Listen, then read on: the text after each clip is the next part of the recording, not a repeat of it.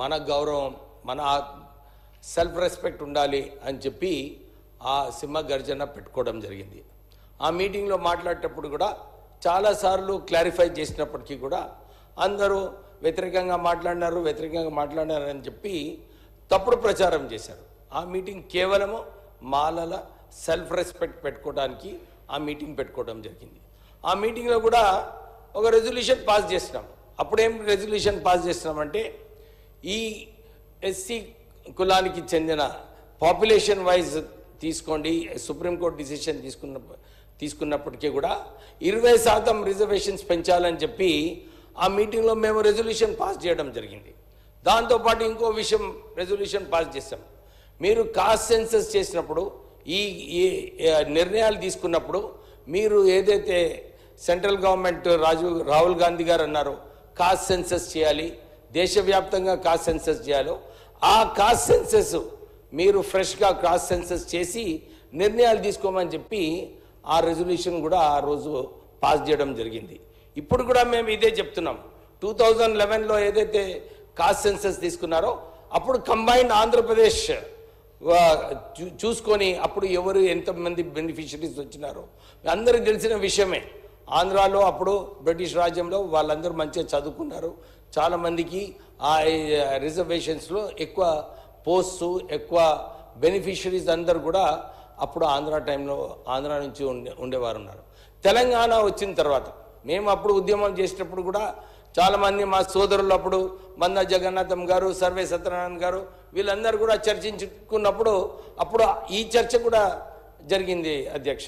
ఏమని, అరే నిజంగానే తెలంగాణ వచ్చిన తర్వాత మనకు అనుకూలంగా సమానంగా అందరికీ కూడా ఆపర్చునిటీస్ వస్తాయని చెప్పి ఆ రోజులు కూడా మేము మాట్లాడుకోవడం జరిగింది. ఇప్పుడు ఈరోజు షమీమ్ అఖ్తర్ గారు ఏదైతే కమిషన్ రిపోర్ట్ ఇచ్చారో, కమిషన్ రిపోర్ట్ ప్రకారంగా మీరు చూసుకుంటే నిజంగా మేము ఏదైతే ఇంతకుముందు నేను ఎప్పుడు కూడా చెప్పేవాడిని, డెఫినెట్లీ ఏదైతే డిఫరెన్స్ ఉందో difference is not more than 7 to 8% అని చెప్పి ఏదైతే చెప్పినానో అది స్పష్టంగా మనకు కనబడుతుంది అధ్యక్ష. నేను ఇదే కోరుతున్నాను. అందరు కూడా మాట్లాడినారు. రేవంత్ రెడ్డి గారు మంచిగా ఈ రెజల్యూషన్ ఈ స్టేట్మెంట్ ఇచ్చారు. దాంతోపాటు అందరు కూడా సభ్యులు ఈరోజు మాట్లాడుకునేవారు.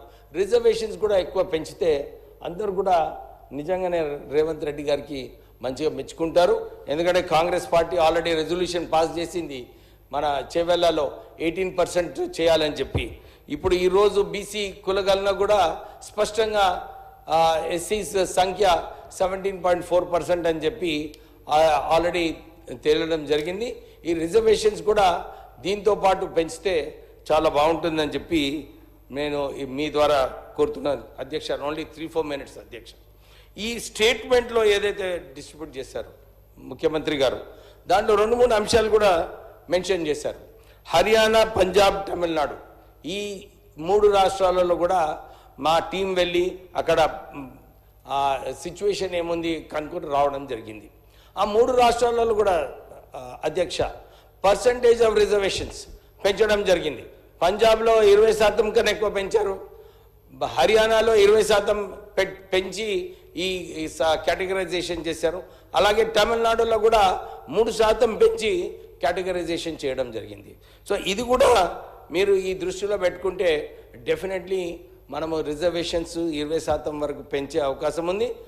ఇది కూడా ఆలోచించాలని చెప్పి నేను మీ అందరికీ కూడా మనం కోరుతున్నాం. ఒక విషయం ఉంది అధ్యక్ష, అందరూ సుప్రీంకోర్టు డిసిజన్ గురించి మాట్లాడుతూ ఉన్నారు, హోమోజీనియస్, హెటరోజీనియస్. బాబాసాహెబ్ అంబేద్కర్ గారు ఆ రోజుల్లోనే చెప్పారు, ఈ ఆర్టికల్ 341 ఒక హోమోజీనియస్, హెటరోజీనియస్ కాదు, డివైడ్ అండ్ రూల్ ఏదైతే బ్రిటిష్ రాజ్యం ఆ రోజులలో చేస్తుందో ఎస్సీస్లో కూడా ఈ డివైడ్ అండ్ రూల్ ఉంటుందని చెప్పి బాబాసాహెబ్ అంబేద్కర్ గారు దీన్ని హోమోజీనియస్గా పెట్టడం జరిగింది. నేను చాలాసార్లు బయట కూడా మాట్లాడాను. చీఫ్ జస్టిస్ చంద్రచూడ్ గారు ఈ జడ్జిమెంట్ ఇచ్చినప్పుడు మీరందరూ కూడా కోరేగాం ఇన్సిడెంట్ గురించి మీ అందరు తెలిసిన విషయం.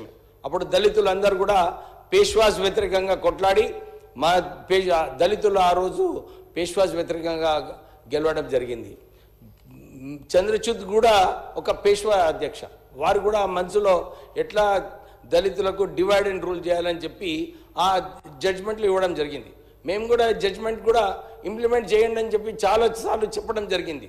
మీరు ఏదైతే సుప్రీంకోర్టు ఎంపిరికల్ డేటా ద్వారా మీరు నిర్ణయాలు తీసుకోవాలి అని చెప్పి ఏదైతే ఆదేశాలు ఇచ్చారో, నేను ఐఎమ్ రిక్వెస్టింగ్ హానరబుల్ మినిస్టర్, ఈ ఎంపిరికల్ డేటా ఏదైతే జస్టిస్ షమీమా అఖ్తర్ గారు ఇచ్చారో దాన్ని సరిగా పరిశీలించే అవసరం ఉంది. ఎందుకంటే చాలామందికి మాలలో ఒక ఆందోళన ఉంది, ఒక భయం ఉంది, నిజంగా ఫ్యాక్ట్స్ అండ్ ఫిగర్స్ ఉన్నాయా లేదా అని చెప్పి. మేము కూడా మీ ద్వారా కోరుతున్నాము, సరైన ఫిగర్స్ ఫ్యాక్ట్స్ ద్వారా చేస్తే చాలా బాగుంటుంది.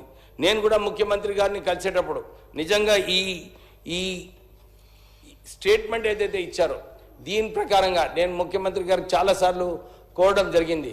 సార్, మనము ఏదైతే ఆలోచిస్తున్నామో దళితులకు నిజంగానే మనము కాంగ్రెస్ పార్టీ ఎప్పుడు కూడా దళితుల గురించి ఆలోచించి ఈ సోషల్ జస్టిస్ ఏదైతే చేస్తుందో బడ్జెట్లో కూడా అలానే చేయాలని చెప్పి నేను ముఖ్యమంత్రి గారిని కోరడం జరిగింది. 15% ఇవ్వాలి అధ్యక్ష. మా లెజిస్లేటివ్ అఫేర్స్ మినిస్టర్ గారు ఉన్నారు, మీరు కమ్యూనికేట్ చేయాలి బట్టి గారికి.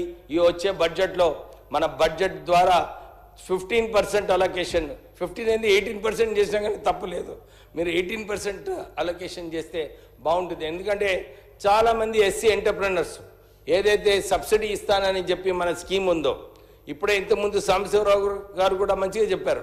ఏమని, మనము అప్పుడు మీరు మంత్రిగా ఉన్నప్పుడు ఈ ఎస్సీ సప్లాన్ ఏదైతే కాన్స్టిట్యూషనల్ అథారిటీ ఇస్తున్నామని చెప్పి అసెంబ్లీలో పాస్ చేశారో దాని ప్రకారంగానే మీరు ఇంప్లిమెంట్ చేస్తే చాలా బాగుంటుంది. ఎందుకంటే 4-5 ఇయర్స్ నుంచి ఎస్సీ ఎంటర్ప్రెనర్స్కి సబ్సిడీ రావటం లేదు అధ్యక్ష. ఇక 7 ఇయర్స్ ఇక ఎక్కువ సమయం అయిపోయింది. ఎందుకంటే ఆ సబ్సిడీలో రాకుంటే ఆ ఇంట్రెస్ట్ ద్వారానే ఆ సబ్సిడీ పోతుంది, అసలే లాభం లేదు ఎస్సీ ఎంటర్ప్రెనర్స్కి. నేను ఇంతకుముందు కూడా అప్పుడు టీఆర్ఎస్ హయాం ఉన్నప్పుడు కూడా అప్పుడు వారికి రిక్వెస్ట్ చేయడం జరిగింది, డిమాండ్ చేయడం జరిగింది.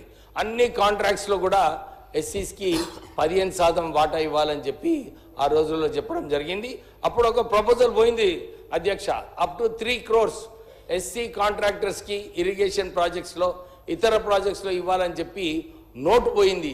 కానీ దాన్ని ఇంప్లిమెంట్ చేయలేదు అధ్యక్ష. అది చేసే అవసరం ఉన్నది, మన కాంగ్రెస్ ప్రభుత్వం ఉంది, ఇది డెఫినెట్లీ మనము ఇంప్లిమెంట్ చేస్తే బాగుంటుందని చెప్పి మీ అందరు కోరడం జరుగుతుంది. ఇంకో విషయం అధ్యక్ష, చేవెళ్ళ రెజల్యూషన్ ఏదైతే ఉందో దాంట్లో స్పష్టంగా మాలా మాదిగా కార్పొరేషన్స్ స్థాపించాలని చెప్పి మన శ్రీధర్ బాబు గారు మేనిఫెస్టోలో పెట్టడం జరిగింది. శ్రీధర్ బాబు గారు కొద్దిగా ఇది ఇంపార్టెంట్ మాకు, మాలా మాదిగా కార్పొరేషన్ ఎట్లా తొందరగా స్థాపించండి. ఎందుకంటే ముఖ్యమంత్రి గారు మొన్న ఎలక్షన్లో కూడా ప్రామిస్ చేశారు, నేత కానీ కార్పొరేషన్ కూడా నేను స్థాపిస్తామని చెప్పి. ఈ ఫిగర్స్లో కూడా పాపులేషన్ ఫిగర్స్లో కూడా స్పష్టంగా కనబడుతుంది, నేత కానీ 3rd largest కమ్యూనిటీ అని చెప్పి. సో 3 కార్పొరేషన్స్ కూడా ఇంకా సమయం, ఎందుకంటే లాస్ట్ టైం అడిగినప్పుడు ముఖ్యమంత్రి గారు అన్నారు లేదు ఇప్పుడు కొంచెం బిజీగా ఉన్నాము, తొందరగానే చేస్తామని చెప్పి వారు మాట ఇవ్వడం జరిగింది. ముఖ్యమంత్రి గారు కూడా ఇది దృష్టిలో పెట్టుకొని ఈ వచ్చే బడ్జెట్లో అనౌన్స్ చేయాలని చెప్పి నేను కోరుతున్నాను. 1 more point, అరే 2-3 points కూర్చునే దళితుల కోసం మేము మాట్లాడుతున్నాం, మా సమయం ఇవ్వండి.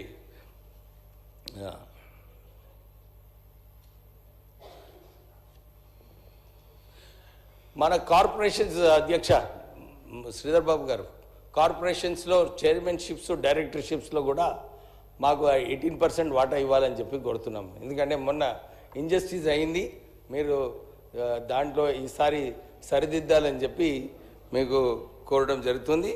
ఇంకా